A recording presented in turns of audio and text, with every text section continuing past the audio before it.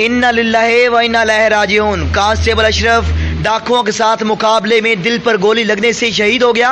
वतन का एक और सबूत, किसी माँ का एक और शहजादा, किसी बाप की आंखों का तारा वतन पर कुर्बान हो गया। मैं किसके हाथ में अपना लहू तलाश करूं? आखिर हम कब तक वतन के इन सबूतों और माओं के इन शहजादों की लाशें उठाते रहेंगे?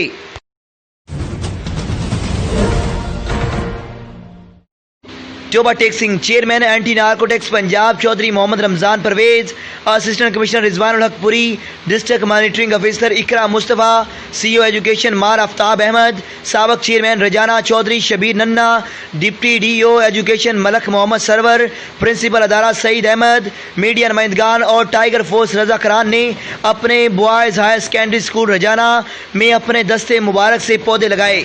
Chairman anti narcotics Punjab Chaudhry Mohammad Ramzan Parvez ने जिले इंतजामिया के ज़ेरे एहतमाम टाइगर फोर्स डे पर शजरकारी मुहिम का इफ्तिताह करके इस मौका पर मीडिया से गुफ्तगू करते हुए कहा कि वज़ीर आला पंजाब और गवर्नर पंजाब ने लोगों के लिए सेहत तालीम के साथ साथ अवाम उन्नास के लिए पीने के लिए साफ पानी भी मुहैया किया है।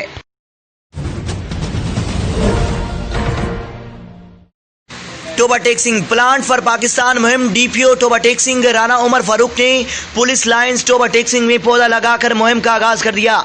टोबा टेक्सिंग में वज़ीर-ए-आज़म पाकिस्तान इमरान खान के विजन के मुताबिक माहौलियाती आलूदगी को कम करने के लिए और आईजी पंजाब जनाब शोएब दस्तगीर की खुसूसी हिदायत पर district police officer Toba Tek Singh Rana Umar Farooq ने जिला टोबा टेक्सिंग में शजरकारी मुहिम प्लांट फॉर पाकिस्तान का आगाज कर दिया, जिसके तहत उन्होंने पुलिस लाइन्स टोबा टेक्सिंग में अपने हाथों से पौधा लगाकर मुहिम का आगाज किया और हदायत की कि तमाम अफसरान और मुलाजमान भी ज़िला भर के थाना जात और चौकियाँ में ज़्यादा से ज़्यादा पौधे लगाएं, जिसके तहत ज़िला भर के थाना जात और चौकियात में और पुलिस लाइन्स में 500 से ज़्यादा पौधे लगाए जा रहे हैं।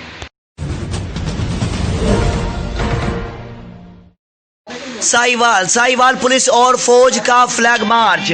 एक भाई के अपने अदारों से मोहब्बत फूलों की पत्तियां निछावर करता देखकर दिल को एक सुकून मिलता है।